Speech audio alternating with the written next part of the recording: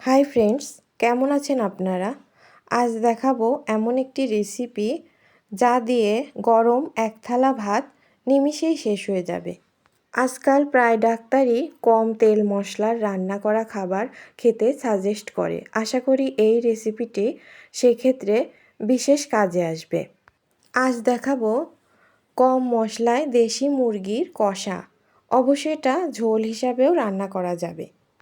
নমস্কার বন্ধুরা, আমি বর্ষা আর আপনারা দেখছেন বর্ষা কিচেন।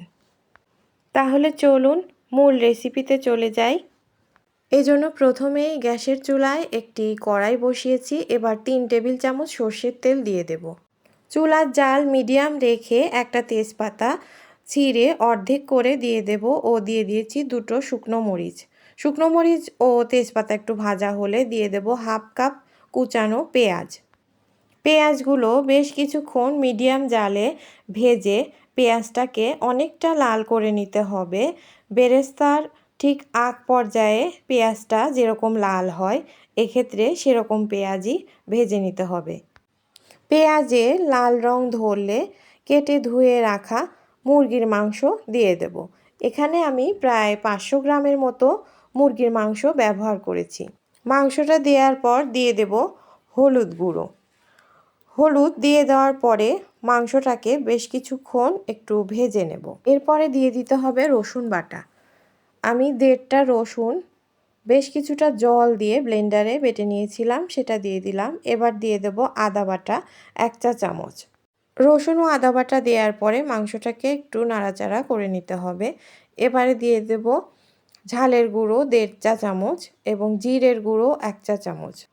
দিয়ে দিলাম টমেটো সস 1 চা চামচের মতো। এখানে সসের পরিবর্তে টমেটো পিউরিটাও ব্যবহার করা যাবে। এবার মুরগিটাকে খুব ভালোভাবে একটু কষিয়ে নিতে হবে মুরগির থেকে তেল বের হওয়া পর্যন্ত। অল্প অল্প জল দিয়ে মুরগিটাকে আমি এ পর্যায়ে অনেক সময় ধরে কষিয়ে নিয়েছিলাম।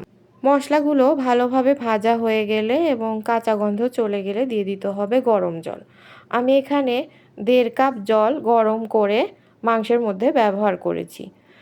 মুরগিটাকে ভালোভাবে নাড়া দিয়ে এখন দিয়ে দেব লবণ স্বাদ অনুসারে এবং লবণ দিয়ে আবার ভালোভাবে মিলিয়ে দিয়ে ঢাকা দিয়ে দেব।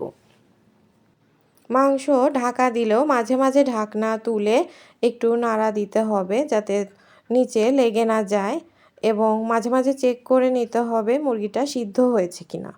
মুরগি সিদ্ধ হয়ে গেলে এবং ঝোল অনেকটা টেনে গেলে নামিয়ে নিতে হবে আপনার পছন্দ অনুসারে ঝোল রেখে। আমি যেহেতু মুরগিতে বেশি একটা ঝোল পছন্দ করি না, এজন্য আমি এটা কষা কষা রেখেছি।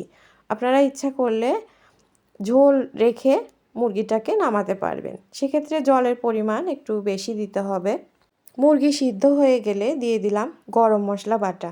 আমি 2 টুকরো দারচিনি ও 2টো ছোটো এলাচ পাটায় একসাথে বেটে নিয়েছিলাম, সেটাই দিয়ে দিলাম। এবার একটু নাড়া দিয়ে 10 মিনিট ঢাকা দিয়ে রেস্টে রেখেছিলাম গ্যাস বন্ধ করে। এই তো তৈরি হয়ে গেল দেশি মুরগির কষা।